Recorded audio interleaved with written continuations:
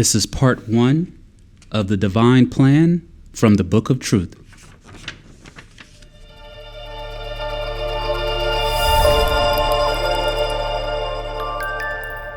Chapter 1. My children of earth, who are in my especial care, that I may guide you and instruct you through my intuitional and inspirational teachings unto you, I would bid you not to ponder over the entity of God the Father, Mother.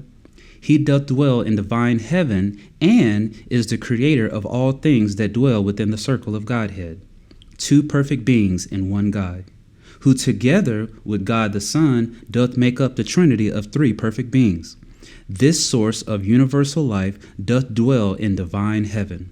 Think not of divine heaven as the heaven referred to you in your book called the Holy Bible. Nay, there is the heaven of the divine spheres, the heaven of the semi-divine spheres, and also the heaven of the material worlds. This is the heaven referred to in the Bible, although you perchance know it not. God the Father, Mother, Son, the all-blessed Trinity, alone dwells in divine heaven, and the true home of the Son is in divine paradise. Having told you this fact, my children, who are placed under my care, I will tell you that God the Father, Mother did then, by their knowledge of creation, cause to be awakened the first Son of God, who is not God the Son, but who was the first Spirit awakened outside the Trinity of Godhead. Also, were the divine ray children created sons, daughters, and were born eternally wed. Yea, they made two halves who could merge into one complete whole. The first son, daughter of the Father, Mother, God, was even my beloved Father, Mother, El Daud Evam. El Daud Evam are set down in your Bibles, O my children, as Adam and Eve. Later, you should see how that the Bible came to be distorted and altered out of all recognition from the actual laws of the divine will of God.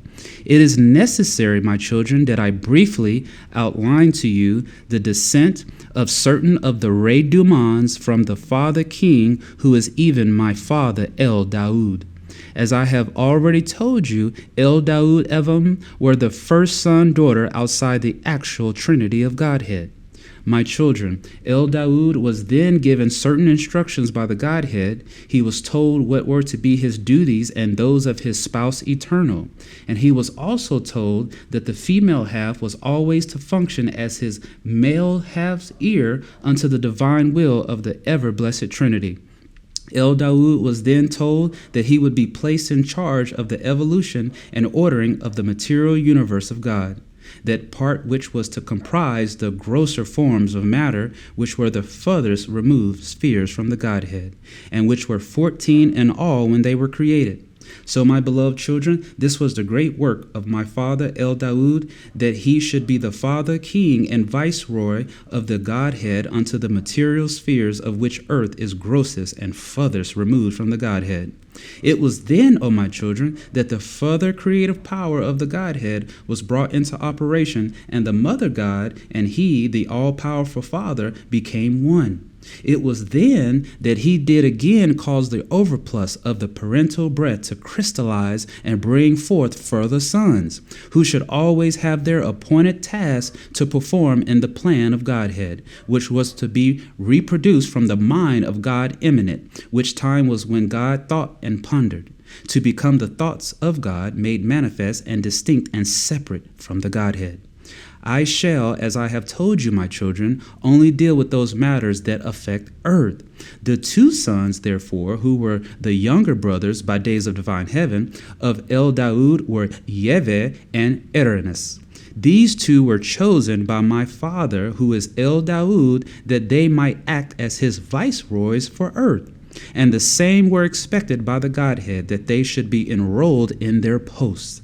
This, O my children, was after that my father, who is El Daud, had at the command of the Godhead pronounced the word ineffable, which by its vibrations had caused certain etheric solidifications and crystallizations which formed the gross matter of the material spheres. These all had their several viceroys placed in charge of them to look after the process of evolution which had been brought into being at the will of Godhead, through the mediumship of my beloved Father, who alone at that time of creation possessed the formula of the word of power for creation. The end of chapter 1.